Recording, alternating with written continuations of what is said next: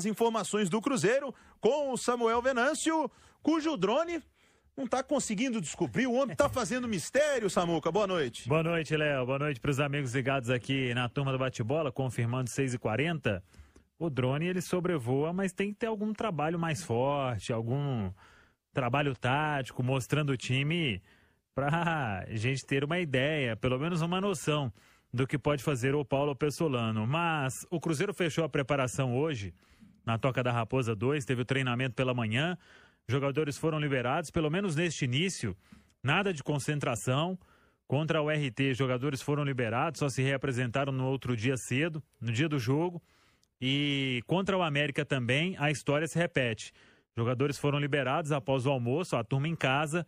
Amanhã tem a reapresentação cedo, aí toma um café, depois almoça e segue uma programação normal de concentração até a hora da partida. Agora, Léo Figueiredo e amigos da turma do bate-bola, o que eu estou imaginando é que o Paulo Pessolano, ele segue com a ideia de rodar este elenco, porque todo mundo sabe, é ritmo ainda de pré-temporada, foram 3 semanas bem intensas de atividades, então, e ele quer também que todos os atletas, eles entendam a filosofia de jogo do Pessolano, para que, se você altera 3, 4, 5, para que todos saibam o que tem que fazer. Claro que aí vai depender de um tem mais qualidade técnica, o outro tem menos, e isso acaba fazendo diferença no trabalho. Mas ele não deve fugir mais uma vez desta ideia de mesclar o time. E não mesclar só simplesmente por mesclar, mas é porque o Cruzeiro, por exemplo, alguns jogadores atuaram os 2 jogos. O Rômulo atuou os 2 jogos, o Machado, que quase deixou o Cruzeiro com 1 a menos. Ele já tinha feito 5 alterações e o Machado sentiu cãibra muito forte. Terminou o jogo no sacrifício. O Rafael Santos também fez os 2 jogos. No primeiro ele foi substituído, nesse outro ele estava no limite e ele perdeu 1 semana por causa de Covid. Só aí você falou 3 posições onde os caras correm muito, as 2 laterais e um volante. E principalmente com linha alta. Exatamente. Porque é lançamento nas costas o tempo inteiro, é o bate e volta. Então, o que eu estou imaginando é que, por exemplo, os que voltam de Covid, pouco provável que algum comece. Eles só retornaram a treinar desde a semana passada, eles perderam aí 5, 6 dias de treinamentos. Isso faz uma diferença muito grande para jogador de alto rendimento. Tem o Maicon, o Adriano e o Pedro Castro.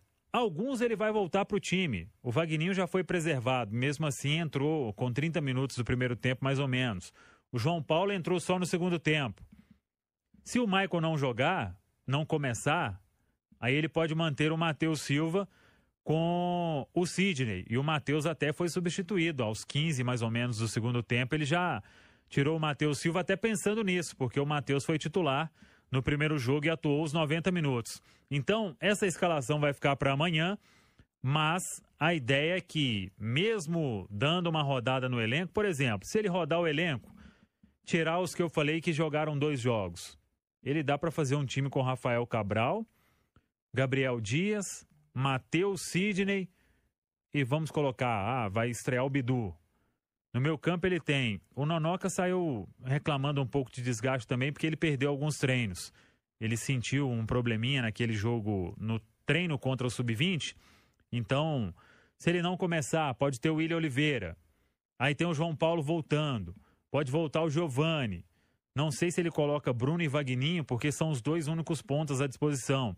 Lá na frente, Edu ou Thiago. Dá para se montar um time ainda com bons jogadores e para enfrentar este clássico com o América. Mas, repito, a escalação somente amanhã, 1 hora antes da bola rolar. Quando a gente trata um clássico, acho que é quase uma opinião unânime de que tem que se levar esse jogo muito a sério, que é um jogo com um peso diferente, com uma expectativa diferente. Mas no Campeonato Mineiro, tanto o Atlético, quanto o Cruzeiro, quanto o América, todos estão se preparando para as competições nacionais. No caso do América e do Atlético, para a Libertadores também. O Cruzeiro, ô Simões, deve levar a campo, como está trazendo o Samuel Venâncio, o que o Pessolano pode fazer de melhor, mas com a parte física também sendo muito determinante. O que dá para esperar de um Cruzeiro que está sendo escalado e que está passando por um laboratório ainda, contra um América que está sendo mexido, mas o Romano trouxe, com estreias importantes amanhã. Já o Cruzeiro, nem tanto.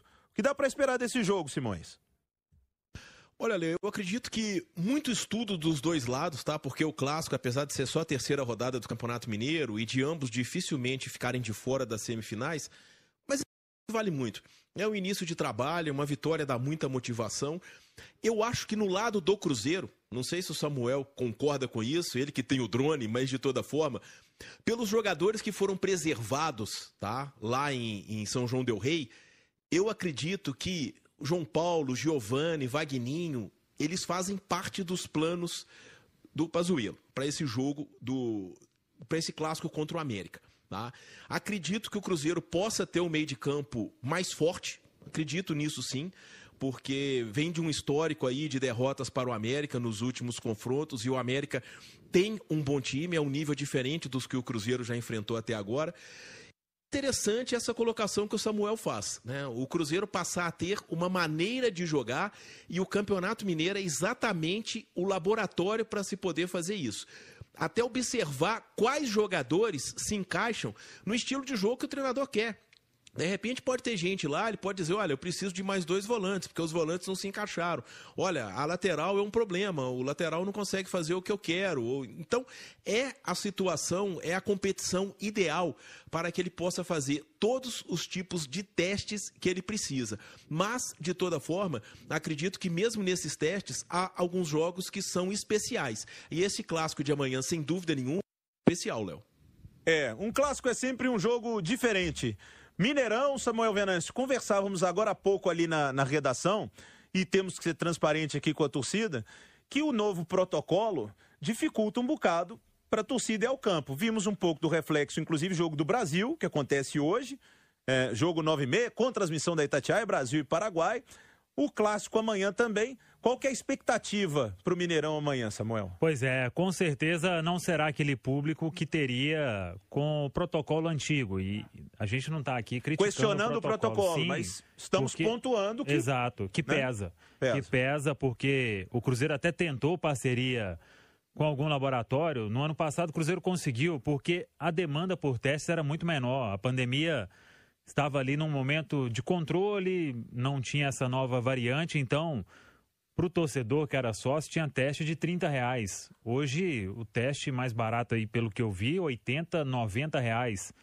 O torcedor já paga o sócio, vai pagar o ingresso. Claro que o sócio tem benefício no preço do ingresso, mas não será o público, com certeza, que a gente teria se fosse apenas o protocolo da vacinação completa. E agora houve muita reclamação por parte do torcedor, mas repito, a gente entende também, o clube tentou, mas neste momento está faltando até teste no mercado. Exatamente. Para se ter uma ideia. De qualquer forma, quem for ao Mineirão vai poder acompanhar aí mais uma vez a equipe do técnico Paulo Pessolano. O Vitor Leque, que fica fora, ele faz fisioterapia, tratamento intensivo para se recuperar. Oliveira, zagueiro, já finalizando os exames médicos para assinar contrato, vem emprestado.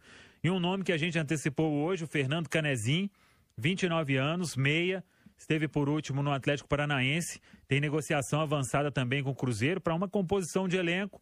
O jogador estava livre aí no mercado e houve um entendimento que pode ser uma peça importante para essa formação, para a composição, repito, do time do técnico Paulo Pessolano. E segue a busca por um jogador de beirada. O Carlos Alves, que está muito distante. O River recebeu uma proposta também por empréstimo do Nacional do Uruguai. Tem agora de um time da Hungria também querendo comprar, mas por um valor menor.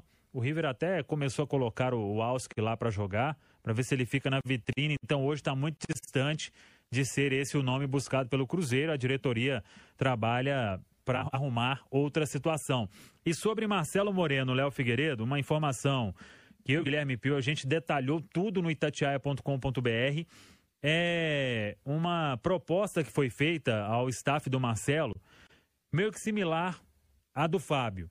A gente sabe que o Marcelo tem valores a receber, ele abriu mão de muita coisa quando retornou ao Cruzeiro, está muito valorizado no mercado, por ser o artilheiro das eliminatórias sul-americanas, e o Cruzeiro propôs. A gestão do Ronaldo também sabe que o salário dele está fora daquilo que o Cruzeiro pretende para essa temporada. Então propôs uma redução, significativa nos vencimentos e um contrato até o final do campeonato estadual. Com essa oferta, é pouco provável que o Marcelo continue. Ele tem realmente uma negociação com o Cerro Porteño e assim que terminar aí a rodada das eliminatórias, que ele voltar ao Brasil, essa negociação pode avançar para ele ir para o Cerro. Tem uma proposta de contrato de 2 anos, faltando aí alguns ajustes para ele acertar essa situação. Pelas